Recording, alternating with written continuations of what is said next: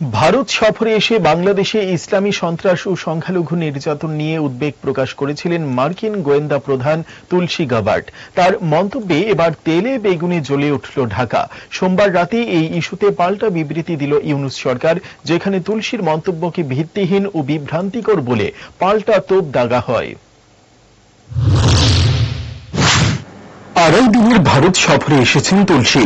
সোমবার এনডিটিভির সাক্ষাৎকারে তিনি বলেন, দীর্ঘদিন ধরে নির্যাতন খুনের ঘটনা দুর্ভাগ্যজনক। হিন্দু, বৌদ্ধ, খ্রিস্টান সহ সংখ্যালঘুদের উপর অত্যাচারের ঘটনা নিয়ে চিন্তিত প্রেসিডেন্ট ট্রাম্প এবং মার্কিন সরকার। মার্কিন গোয়েন্দা প্রধান জানান, বাংলাদেশের তত্ত্বাবধায়ক সরকারের সঙ্গে কথা শুরু হয়েছে ট্রাম্পের মন্ত্রীদের।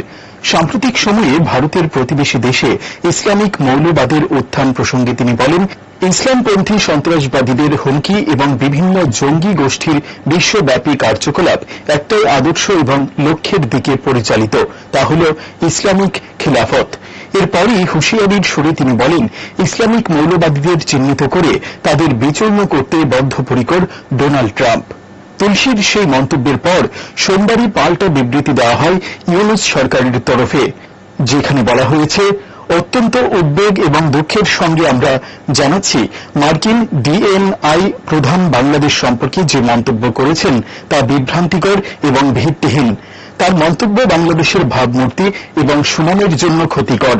পাশাপাশি আরও জানানো হয়েছে, বাংলাদেশ ঐতিহ্যগতভাবে শান্তিপূর্ণ ও অন্তর্ভুক্তিমূলক ইসলাম চর্চার জন্য পরিচিত।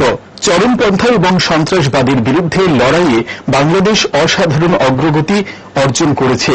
উনি যে মন্তব্য করেছেন তার প্রেক্ষিতে কোনো নির্দিষ্ট গ্রহণযোগ্য প্রমাণ নেই, বরং এটি একটি সার্বভৌম রাষ্ট্রকে অন্যায়ভাবে ভুলভাবে উপস্থাপন করেছে। বিশ্বের অন্যান্য অনেক দেশের মতো বাংলাদেশও চরমপন্থার বিরুদ্ধে লড়াই করছে।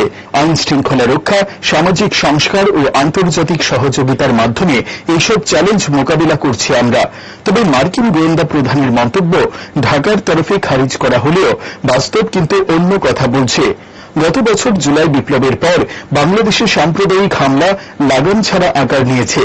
হাজার হাজার হিন্দু মন্দিরে হামলার পাশাপাশি বেছে বেছে সংখ্যালঘুদের হত্যা ও ধর্ষণের মতো ঘটনা ঘটেছে। ইউনূস সরকার দায়িত্ব নেবার পরও পরিস্থিতি বদল আসেনি, বরং উগ্র মৌলবাদ মাথাচাড়া দিয়ে উঠেছে আরো বেশি করে। Bureau report, headlines, Tripura national.